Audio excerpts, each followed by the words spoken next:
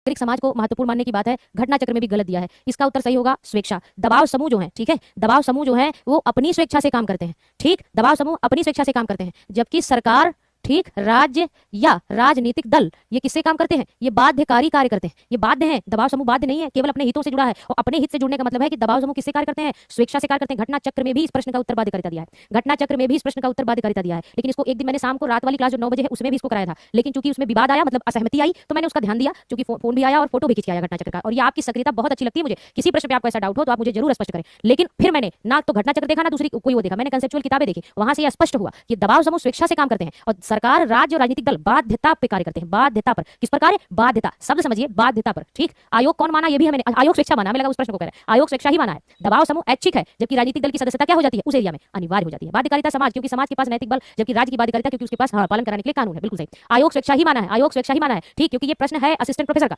और वहां से ये प्रश्न उस किताब में स्वेच्छा ही दिया है, उस किताब में स्वेच्छा ही दिया है। ठीक है, चलिए, किसने कहा राज्य को आर्थिक मामलों में हस्तक्षेप नहीं करना चाहिए? राज्य को आर्थिक मामलों में हस्तक्षेप नहीं करना चाहिए, बताएं। बल्कि मैं आपको इस प्रश्न के बारे में थोड़ी चीजें भी बता दूं तो आप देखेंगे कि नागरिक समाज पर चर्चा किसने किसने की है। ठीक है, इस प्रश्न के बारे में आज मैंने बहुत अच्छा कंटेंट सेट किया है, इसको आपको बता दे रहा है। इस प्रश्न पर मैंने काम किया ना, क्योंकि डाउट आ गया, इस पर मैंने अलग से काम किया। जैसे इसमें मेन चीज है आपका नागरिक समाज। ठीक, नागरिक समाज, आप सभी जानते हैं कि नागरिक समाज पर चर्चा एक तो हीगल ने की, दूसरा मार्क्स ने भी की कहीं ना कहीं थोड़ा बहुत, और तीसरा ग्रामसी ने भी की। ठीक है, हालांकि मार्क्स के आधार और अधिरचना में इसकी जगह दिखाई नहीं देती है, बल्कि लाख लाख में ज्यादा दिखाई देती है। ठीक, हीगल जब इसकी चर्चा करता है तो वो राज्य व परिवार के बीच की संस्थाओं को, राज्य व परिवार के, ठीक, राज्य व परिवार के बीच की कड़ी, राज्य व परिवार के बीच की कड़ी किसको कहता है? नागरिक समाज। मार्क्स आर्थिक शक्तियों को नागरिक समाज के रूप में देखता है, या आर्थिक संबंधों की कड़ी, आर्थिक संबंधों की कड़ी। हालांकि इसकी आधार अधिरचना में चर्चा इसकी अलग से नहीं है, जबकि ग्रामसी इसी को क्या कहता है? हेजे मनी की कड़ी। ठीक है, हेजे मनी का क्षेत्र, हेजे मनी का क्षेत्र। नागरिक समाज क्या है? प्रभुत्व या आधिपत्य लिखिए, नागरिक समाज आधिपत्य का क्षेत्र है। नागरिक समाज आधिपत्य का क्षेत्र है, नागरिक समाज आधिपत्य का क्षेत्र है, जो जो बल प्रयोग नहीं बल्कि सहमति का प्रयोग करके